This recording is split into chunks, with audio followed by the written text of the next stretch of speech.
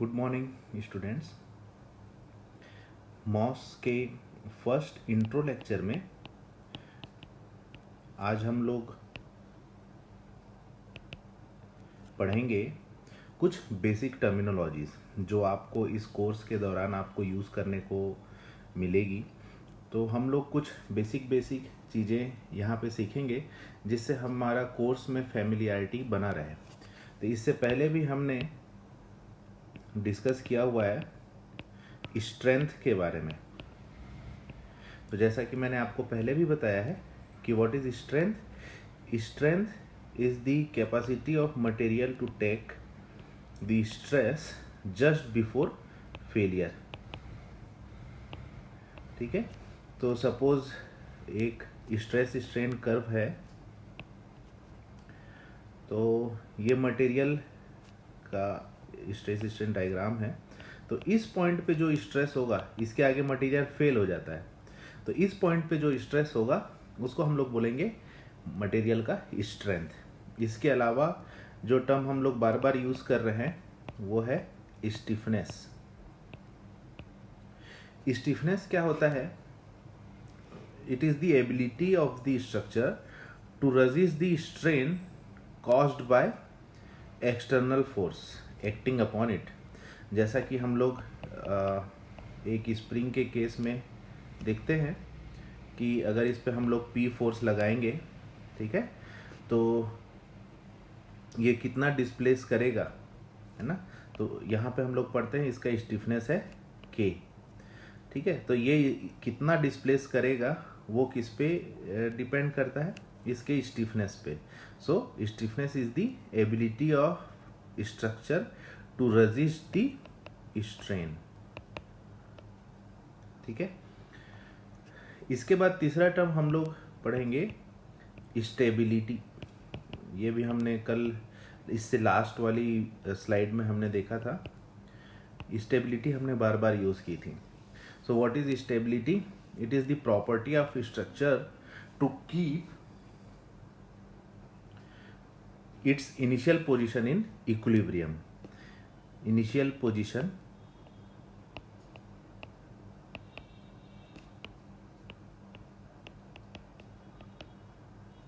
इन equilibrium. ठीक है, इसको हम लोग बोलते हैं स्टेबिलिटी। एक और टर्म होता है ड्यूरेबिलिटी। ड्यूरेबिलिटी क्या है? It is the property of structure, property है ये स्ट्रक्चर की, टू सेव इस strength, stiffness and yes stability. कब सेव करने का? During the exploitation time. यानी कि जब वो एक्सप्लॉइटेशन टाइम, यानी जैसे कि एक कॉलम को आपने फ्रेम को बनाया है, किस लिए बनाया है? वेयर हाउस के लिए। तो वेयर हाउस का वो काम कर रहा है, जितने दिन तक वो करेगा तो वो उसका एक्सप्लॉइटेशन टाइम है। इस समय इन तीनों चीज़ों को बनाकर रखने वाले प्रॉपर्टी को हम लोग क्या बोलेंगे? ड्यूरेबिलिटी। तो जो स्ट्रक्चर इन तीनों प्रॉपर्टी को ज़्यादा देर तक बना के रख पाता है उसको हम लोग बोलते हैं वो ज़्यादा ड्यूरेबल स्ट्रक्चर है। क्लियर? नाउ इसके बाद हमने कुछ बेसिक हाइपोथेसिस, कुछ बेसिक चीज़ें हमको पढ़नी है जिसको हम लोग बोलते हैं हाइपोथेसिस, मेन हाइपोथेसिस।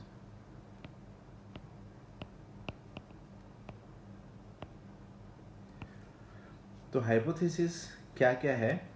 सबसे पहला तो हम लोग पढ़ेंगे जो मटेरियल बिल्डिंग, जो मटेरियल बॉडी बना रहा है उसकी क्या क्या हाइपोथेसिस, उसके क्या क्या उसमें हम लोग एजम्पशंस लेके चलते हैं। ठीक है, सबसे पहले तो हम लोग बोलते हैं हाइपोथेसिस ऑफ मटेरियल कंटिन्यूटी।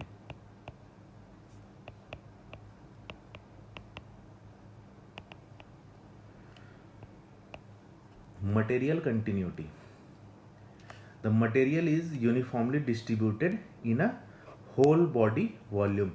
मतलब ऐसा नहीं है कि अगर आप एक ऐसा सैंपल उठा रहे हैं, किसी एक ऐसा आपका मटेरियल है और यहाँ से आप एक सैंपल उठाए, तो इसके अंदर जैसा मटेरियल मिलेगा वो रिप्रेजेंटेटिव सैंपल होगा इस पूरे बॉडी का। ठीक है, तो ये होता है मटेरियल कंटिन्यूटी। दूसरा होता है मटेरियल होमोजीनिटी।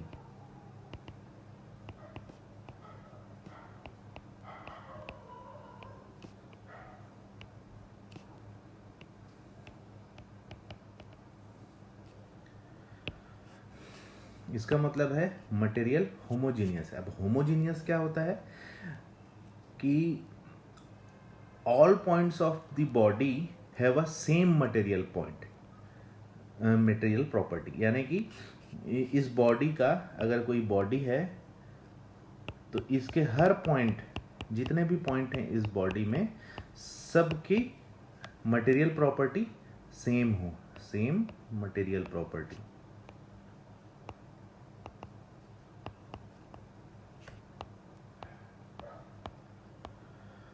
इसको हम लोग बोलते हैं होमोजीनियस मटेरियल। इसके बाद आपने और भी सुना होगा आइसोट्रॉपिक मटेरियल। तो hypothesis regarding material isotropy. Isotropy क्या होता है कि एक बॉडी है, इस बॉडी में सपोज इस पॉइंट पे हम लोग, तो इस पॉइंट से किसी भी डायरेक्शन में आप लोग जाएंगे तो प्रॉपर्टी सेम होगी। ठीक है, इसको बोलते हैं मटेरियल आइसोट्रॉपी। तो ये कुछ हाइपोथेसिस हैं मटेरियल जिससे हमारा बॉडी बनता है। ठीक है, अब डिफॉर्मेबिलिटी ऑफ बॉडी के ऊपर भी हम लोग कुछ डिस्कशन करेंगे कि डिफॉर्मेबिलिटी क्या होती है।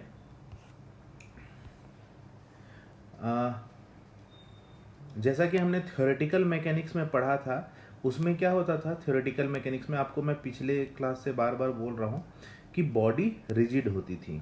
रिजिड इन द सेंस कि अगर ये बॉडी है और बॉडी में फोर्स लग रहा है, ठीक है, सपोज हम लोग फ्रिक्शन का कुछ पढ़ रहे हैं, तो ये बॉडी मूव होगी, है ना। इसमें इन दो पॉइंट के बीच का डिस्टेंस जो पहले था वो फोर्स लगने के बाद, बॉडी के मूव होने के बाद भी सेम रहेगा। बट स्ट्रेंथ ऑफ मटेरियल में जो हमारी बॉडी होती है उसके पास एबिलिटी होती है डिफॉर्म होने की, ability to deform. That means the ability to change its initial shape and dimension under the action of external forces. So hypothesis of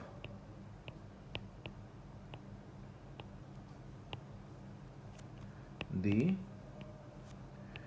deformability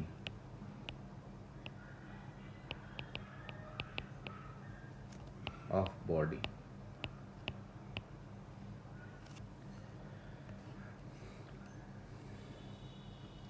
अब इसमें एक अजम्पशन हमारा ये होता है कि बॉडी डिफॉर्म तो हो रही है, लेकिन इनके डिफॉर्मेशन, जो दो पॉइंट के बीच डिफॉर्मेशन है, that is very small in comparison to dimension of body. ठीक है, इस बेसिक अजम्पशन पे हमारा पूरा बेसिक थ्योरी वर्क करता है। उसके बाद एक इलास्टिसिटी, हाइपोथेसिस ऑफ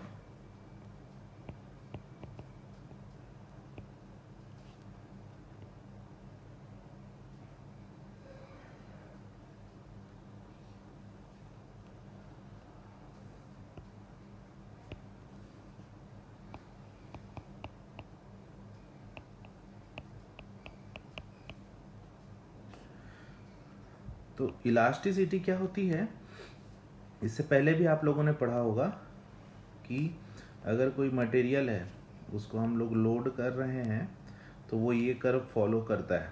ठीक है, लोडिंग में, तो अनलोडिंग में उसको सेम कर्व फॉलो करते हुए अपने इनिशियल पॉइंट पर आना चाहिए। तो इस टाइप की बिहेवियर शो करने वाले मटेरियल को हम लोग इलास्टिक मटेरियल बोलते हैं। इसके बारे में और अभी हम लोग पढ़ेंगे, ठीक है।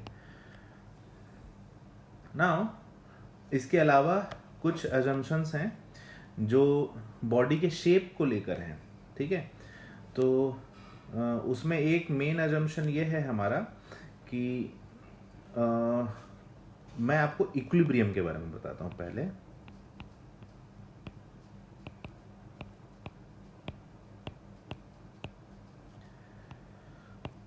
तो इक्विलिब्रियम क्या होता है? किसी बॉडी को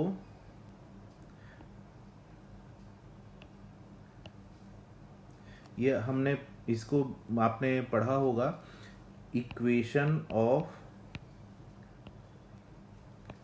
स्टैटिक इक्विलिब्रियम, ठीक है। तो इसका क्या मतलब हुआ कि किसी बॉडी को स्टैटिक कंडीशन में रखने के लिए मिनिमम से मिनिमम जितने फोर्सेस की रिक्वायरमेंट होती है, या हम लोग बोलेंगे कि वो बॉडी उसमें स्टैटिक कंडीशन में है, सारे फोर्सेस जीरो हैं, तो हम बोलेंगे कि वो बॉडी इक्विलिब्रियम में है। तो सपोज ये एक्स डायरेक्शन है, एक्स, ये वाई होगा, ये जेड, सपोज ऐसा है। तो इस एक्सिस में जो 3D कंडीशन में summation of F X equals to 0, summation of F Y equals to 0 and summation of F Z equals to 0।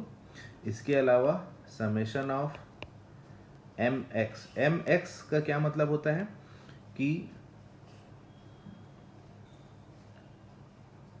ये इसका डायरेक्शन होता है और ये इस प्लेन में रोटेट हो रहा है, मतलब आपका रोटेशन ऐसा हो रहा है, और राइट हैंड रूल लगा के जब आप करेंगे तो आपका थंब इस डायरेक्शन में जाएगा, एक्स की डायरेक्शन में, पॉजिटिव एक्स की, और रोटेशन आपका वाई से जेड एक्सिस की तरफ हो रहा है, ठीक है। तो ये आपके मूवमेंट के डायरेक्शंस दिखाने के तरीके होते हैं। तो M X equals to 0, summation of M Y equals to 0 and summation of M Z equals to 0। और जब यही 2D प्लेन में होता है, यानी कि सिर्फ x और y, तो इक्वेशन ऑफ इक्विलिब्रियम 3 होते हैं, summation of F X equals to 0, summation of F Y equals to 0 and summation of M about Z equals to 0। क्योंकि ये ऐसा रोटेशन होगा और ये पॉजिटिव जेड डायरेक्शन में इसका डायरेक्शन आएगा मूवमेंट का, राइट हैंड थंब रूल के हिसाब से। तो ये कुछ बेसिक चीज़ें हैं जो आपको अपने इस कोर्स में ज़रूरत पड़ेंगी। इक्वेशन ऑफ इक्विलिब्रियम आप बार बार देख लेंगे, इसके आगे हम लोग अब नेक्स्ट वीडियो में पढ़ेंगे।